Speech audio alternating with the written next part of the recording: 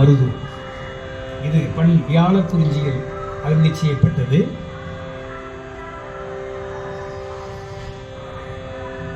புத்தாண்ட தமிழ் புத்தாண்டை சிறப்பாக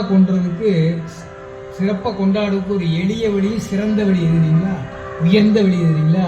திருஞான சம்பந்தர் தேவாரத்தை படிக்கிறது. காலையில் திருஞான சம்பந்தர் தன்னுடைய முதல் திருப்பதிகத்திலே ஞானப்பால், அம்மையுடைய ஞானப்பாலை உண்ட பெருமாள் திருக்கடைக்காப்பில் அருள்கிறார். அருநெறிய தமிழ் வல்லவர் பொய்கை அலர்மேய பெருநெறிய பிரமாபுரம் மேவிய பெம்மான் இவன் தன்னை ஒரு நெறிய மனம் வைத்துணர் ஞான சம்பந்தன் உரை செய்த திருநெறிய தமிழ் வல்லவர் அப்படின்னா திருநெறிய தமிழ்.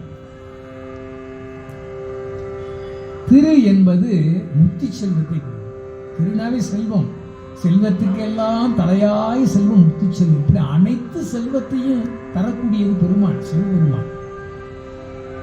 அவர் அருளை பெறுவதற்கான எளிய மார்க்கம் தான் இந்த மார்க்கம். திரு நெறிய தமிழ், நெறிப்படுத்தி நம்மள நெறிப்படுத்த வல்ல, ஒவ்வொரு ஆன்மாக்களையும் நெறிப்படுத்த வல்லக்கூடிய செந்தமிழ் அப்படின்னா திரு நெறிய தமிழ், தெய்வத்தமிழ்.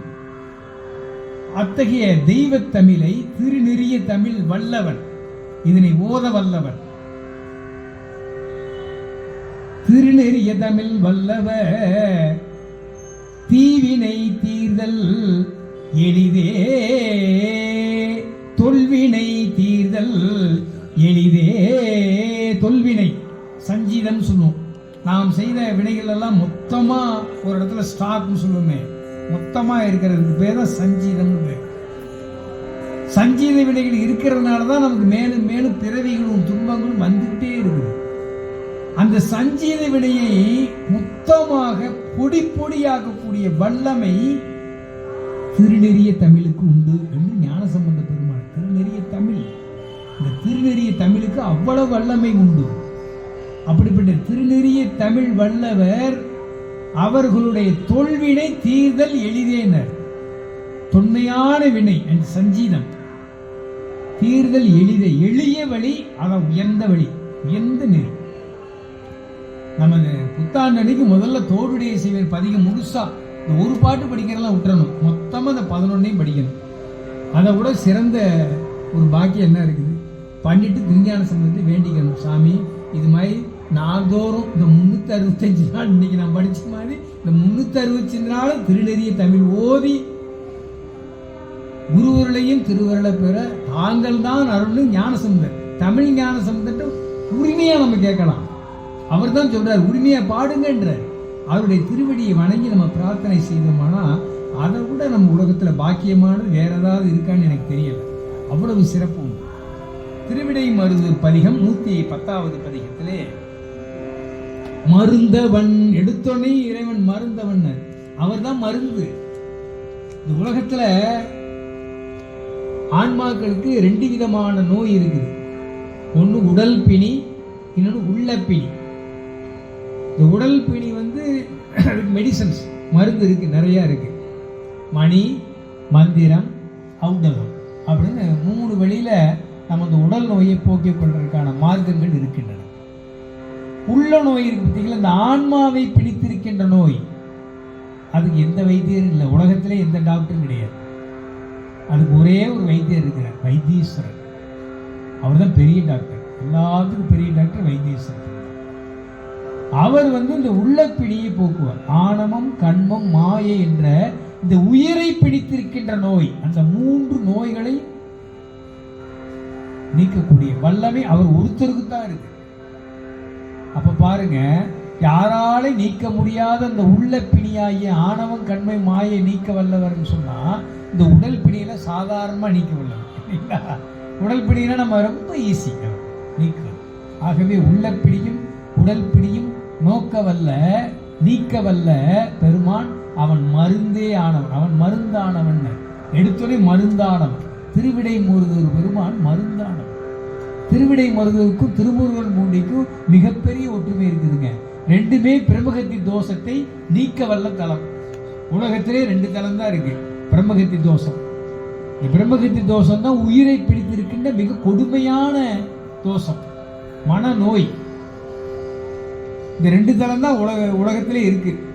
அப்படிப்பட்ட சிறப்பான தலம் திருமூர் மூடித்தலம். அந்த தலத்தில் நம்ம திருவிடை முருகனை வணங்குறது மிகப்பெரிய பாக்கியம். அதாவது மகாலிங்கேஸ்வர பெருமான் இருக்கிற பெரிய பெருமான் அவர் தான் மகாலிங்கேஸ்வரர். சோழ நாட்டுக்கே மையம் அவர் தான். அத்தகைய பெருமான் மருந்தவன் அப்படின்னார். அவர் தான் மருந்தவன். அவன் இந்த உடல் நோயையும் உள்ள நோயையும் நீக்க வல்ல மருந்தே ஆனவன். அவர் தான் மருந்து. வானவர்த்தானவர்க்கும் பெருந்தகை பிறவினோடு இரவுமானான் அருந்தவ முனிவரோடாளன் நீழல் கீழ் இருந்தவன் வளநகர் இடைமருதே. இந்த உடல் நோய்க்கும் இந்த உள்ள நோய் பிறவி நோய்க்கும் மருந்தானவன் சிவபெருமான். அவன் தேவர்களுக்கும் அசுரர்களுக்கும் தலைவனாக விளங்குவன். இதான் நம்ம சைவ சமயத்தோட சிறப்பு என்ன தெரியுங்களா? அசுரர்கள் அரக்கர்கள் கொடியவர்கள், தேவர்கள்லாம் கொஞ்சம் நல்லவர்கள் அப்படின்னு அர்த்தம். அப்ப நல்லவங்களுக்கு ஒரு சாமி கெட்டவங்களுக்கு ஒரு சாமின்னே கிடையாது. பிற சமயங்கள் அப்படின்னா இருக்குது. சாத்தானுக்குன்னு ஒரு தனியா ஒன்று வச்சிருக்காங்க, தேவருக்கு ஒன்று தனியா வச்சிருக்காங்க. அதெல்லாம் சைவ சமயம் சொல்லுவாங்க. அரக்கர்களுக்கு அவர் தான் சாமி, தேவர்களுக்கு அவர் தான் தலைவன், இருவருக்கும் தலைவன், தானவருக்கும் வானவருக்கும் தலைவன் ஒருவனே அப்படின்னு ஞானசம்பந்த பெருமான். அடுத்து இந்த உயிர்கள் பிறப்பு இறப்பு இந்த இரண்டுக்கு காரணமானவனும் அவன் தான், சிவபெருமான் தான். இந்த உயிர் பிறந்தாலும் சரி இறந்தாலும் அதுக்கும் காரணம் அவன் தான். அப்படிப்பட்டவன் அரிய தவம் உடைய சனகாதி முனிவர்களுக்கு அறம் உரைத்தவன், தட்சிணாமூர்த்தியாக இருந்த அறத்தை தர்மத்தை சிவ தர்மத்தை போதித்தவன் இறைவன். அப்படிப்பட்டவன் இங்கே இருக்கிற தெரியுமா? திரு இடைமருதுகளை வீற்றிருக்கின்ற பெருமான் என்று பெருமான் இந்த 10 பாட்டிலையும் இறைவனுடைய இந்த நிறைவான புகழை, பொருட்சேர் புகழை மிக அருமையாக சுட்டிக்காட்டி அருள்கின்றார்.